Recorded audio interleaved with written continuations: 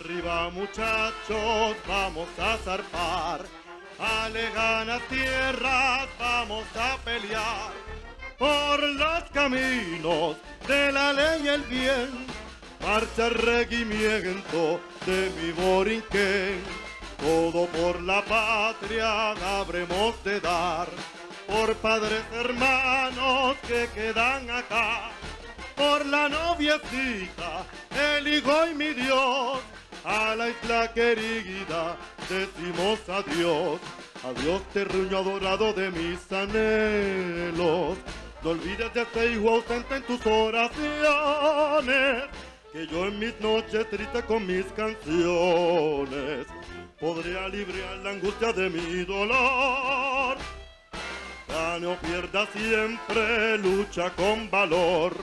Nuestro regimiento se cubrió de honor en 1000 batallas, 100 batallas, 100. Siempre cara al viento, marcha el regimiento de mi Borinquen, de mi Borinquen.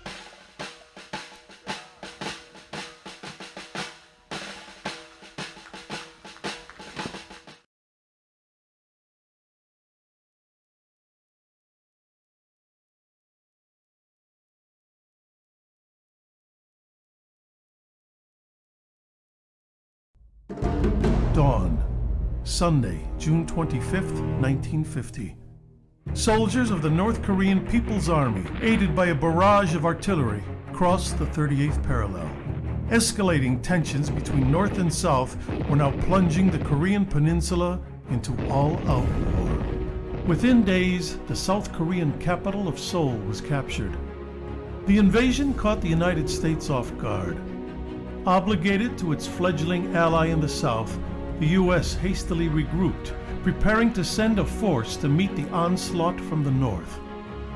A shell of its World War II power, the U.S. military was met with early setbacks and driven to the extreme south of the peninsula, to the port of Pusan, where they would make a final stand and wait for reinforcements from home.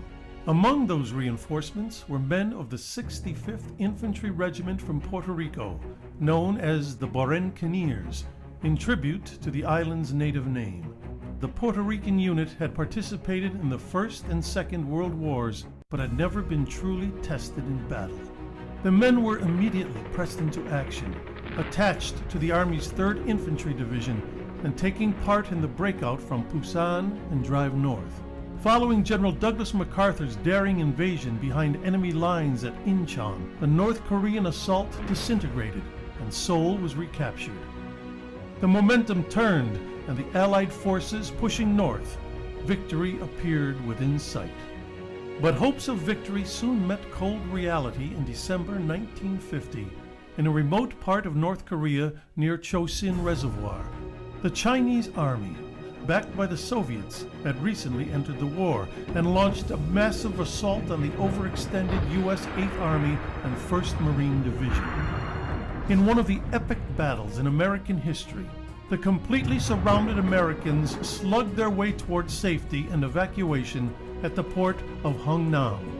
Stationed on the frozen ridgetops overlooking the port were the Borinqueniers, tasked with ensuring that the troops, along with thousands of North Korean refugees, could board the ships to safety in the south.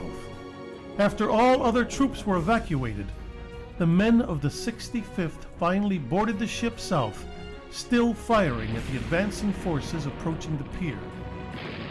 For their gallant defense during the Marines' escape, the 65th was awarded the Navy Unit Commendation. Soon, the Borinqueniers were back where they had started, the port of Pusan, to once again begin the long slog north. The coming months would witness intense combat. In February, men of the 65th would charge Chinese positions in the last battalion-sized bayonet charge in U.S. history. In April, when the 65th came under heavy attack, Master Sergeant Juan Negron single-handedly held off the onslaught for hours, despite being wounded, until a counterattack could be organized. Originally given the Distinguished Service Cross, Negron would eventually be posthumously awarded the Medal of Honor on March 18, 2014. The 65th would continue to see combat throughout the Korean War, and after decades of honorable service, was desegregated in March 1953. Following the intense Battle of Outpost Harry, the men of the 65th returned home and the unit was deactivated. Nearly 600 men had been killed and 2,100 wounded, making the Korean War the bloodiest conflict in Puerto Rican history. Like the legendary Tuskegee Airmen and Navajo Code Talkers, the Borinqueneers proved through countless acts of valor that Latin Americans were just as able as their fellow soldiers across the U.S. Army.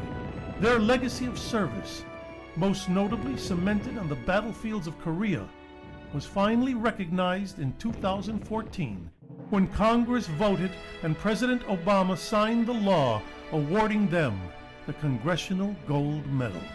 Please welcome veterans of the 65th Infantry Regiment from the Korean War, the Borinqueneers.